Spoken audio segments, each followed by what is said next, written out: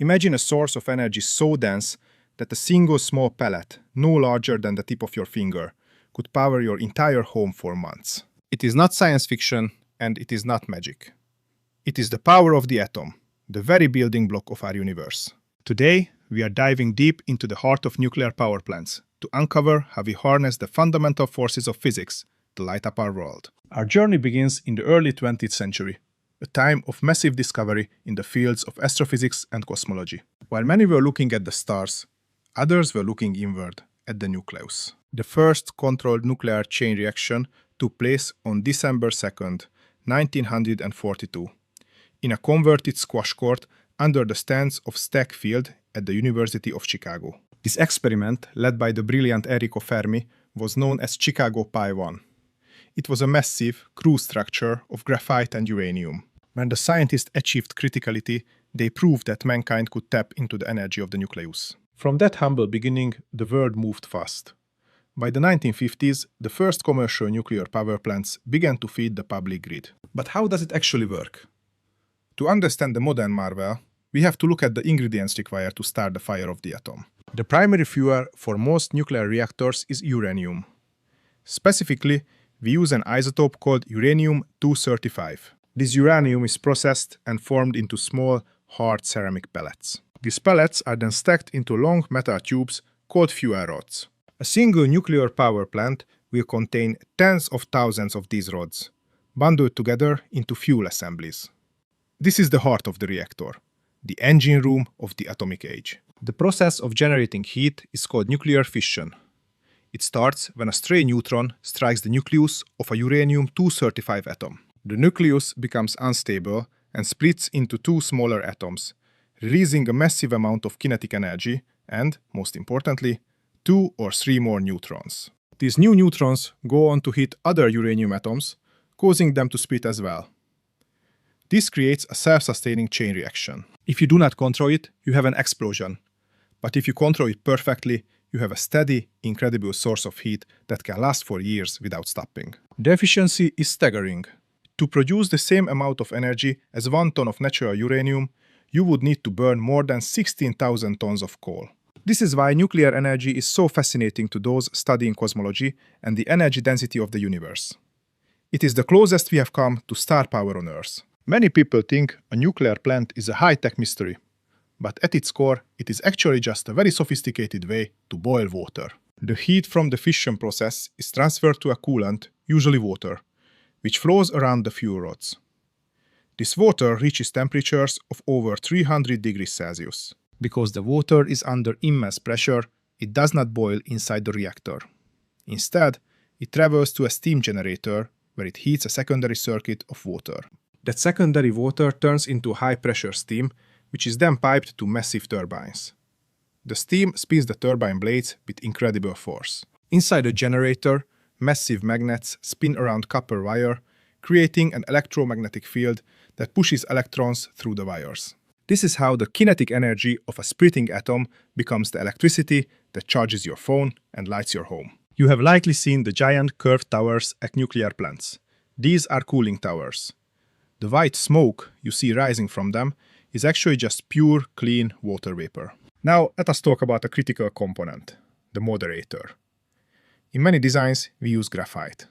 But why do we need a block of carbon? The graphite acts as a moderator, slowing these neutrons down so they are more likely to cause another fission event.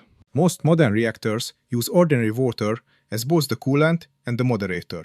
These are called light water reactors. Water is very effective at slowing down neutrons. While nuclear power is incredibly efficient, it comes with significant responsibilities. History has shown us that when things go wrong, the consequences are severe. We must look at the times when nature and human error collided with the power of the atom, specifically regarding earthquakes and tsunamis. On March 11, 2011, a massive magnitude 9.0 earthquake struck off the coast of Japan. This was one of the most powerful earthquakes ever recorded. The Fukushima Daiichi nuclear power plant was located right on the coast, and the earthquake triggered an automatic shutdown of the reactors. The reactors survived the earthquake itself quite well. The safety systems worked, and the control rods were inserted to stop the fission. However, the earthquake triggered a massive tsunami. A wall of water, 14 meters high, crashed over the plant seawalls, which were only designed for less than 6 meters. The tsunami flooded the basement levels, where the emergency diesel generators were located. These generators were the last line of defense. Without them, there was no electricity to run the pumps. As the fuel melted, it produced hydrogen gas. Massive explosions rocked the facility, releasing radioactive material. It was a stark reminder of the importance of cooling. This is known as decay heat. Even after a reactor is shut down, the radioactive decay of fission products continues to generate heat. Without flowing water to carry that heat away, the temperature inside the reactors rose to dangerous levels. The water evaporated, and the metal cladding on the fuel rods began to melt. Massive explosions rocked the facility, releasing radioactive material into the atmosphere and the surrounding ocean. It was a stark reminder of the importance of cooling. The damage at Fukushima was categorized as a Level 7 event. Since then, nuclear plants worldwide have reinforced their defenses against such extreme natural disasters. In 1986, a flawed reactor design and human error led to the worst nuclear accident in history at Chernobyl. Unlike the Japanese reactors, the RBMK used graphite. During a safety test, the operators pushed the reactor into an unstable state. When they tried to shut it down, the graphite-tipped control rods actually caused a momentary increase in power. Modern reactors are now built with passive safety systems. These are systems that do not require electricity or human intervention to work. They rely on the basic laws of physics, like gravity and natural convection, to cool the core in an emergency. Another major question people ask is, where does the waste go? Every 18 to 24 months, a portion of the uranium fuel is spent. It can no longer efficiently sustain a chain reaction. However, it remains highly radioactive for thousands of years. This spent fuel is first stored in deep pools of water for several years to cool down and allow the most intense radiation to decay. You might see a beautiful blue glow in these pools, known as Cherenkov radiation. It happens when particles move through the water faster than the speed of light in that medium. After cooling, the waste is moved to dry casks made of steel and concrete. The ultimate goal for many nations is deep geological disposal. This involves burying the waste deep underground in stable rock formations where it can sit undisturbed for tens of thousands of years, far away from the biosphere. As we look toward the future of our planet, the role of nuclear energy is a central topic in astrophysics and dark energy research. We are searching for ways to power our civilization without destroying our atmosphere.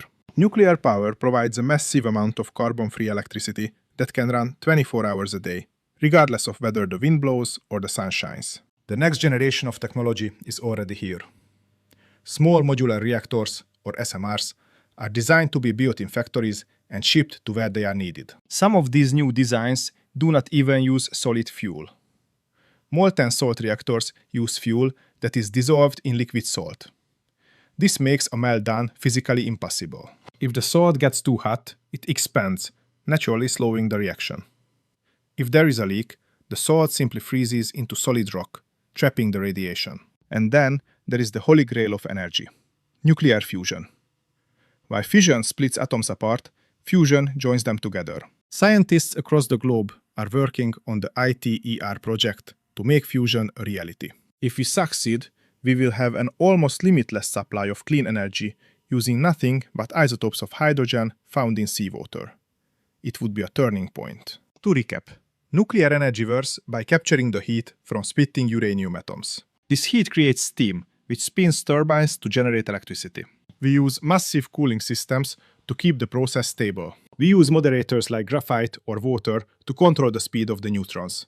And we use massive cooling systems to keep the process stable. Despite historical accidents, nuclear energy remains one of the safest forms of power generation per terawatt-hour produced. The engineering and the physics behind it are constantly evolving to make it even more secure. Understanding the atom is more than just an engineering challenge. It is a journey into the fundamental laws of nature. It connects the tiny world of subatomic particles to the grand scale of the universe. Understanding the atom is more than just an engineering challenge. It is a journey into the fundamental laws of nature. It connects the tiny world of subatomic particles to the grand scale of the universe and the mysterious forces of dark energy. We live in an era where energy is the most valuable currency. As we strive for a cleaner world, the lessons we have learned from the atom will guide us. Whether you see it as a risk or a necessity, there is no denying the incredible power of nuclear physics.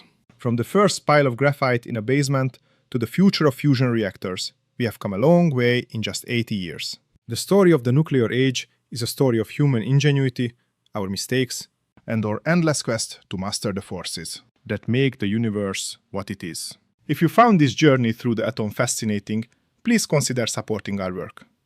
You can subscribe to the channel.